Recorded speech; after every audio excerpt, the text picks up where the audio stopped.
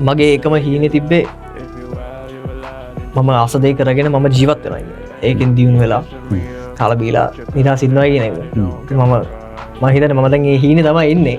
ඒක මට තියෙනවා නම්බර් 1 ආටිස්ට් වෙන්න වගේ අයිඩියාවක් තියෙනවා. මට ඕනි මගේ දේ කරගෙන මම ආස දේ කරගෙන.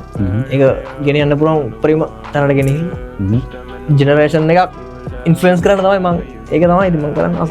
සරගන්නේ මම සබාවෙන් අයින් ව්‍යාපාරේ ගැලවෙන්නේ දඟලන්නේ අපායෙන් ඉගෙන ගන්න අපේ කතාවෙන් අලු ජීවයක් දෙන සලමටම රාමෙන් යුණ කාලයක් ජොකල නැදන් බැක් එකේ ඉන්නේ 100ටම සිරා කොල්ලෝ ට්‍රැක් එකේ රාම ගොඩක් පොඩි විශ්වාසයි මට දැක්කද ඇත්තද විතරමයි නැහැ බොරු බැත් මේ කවවත් අමතක නැදුනට සමාව ඒකයි කතාව මේකයි රටාව කරන්න හදන්න එපා කාටත් සමාන අපූර්වයි මේ වදන් ජීවමාන යමදාම දිනා දවසක ඉන්නේ එව් මගේ වටේ පෑනේ තුඩ තුනි වඩා අසිපතක තලේ කරපම් වෛර උග්‍රවේම යකුබි දෙන්න පුතේ ගලවන්නයි හදන්නේ බස්තියේ ඉඳන් මේ පැත්තේ කොනේ hey Just a regular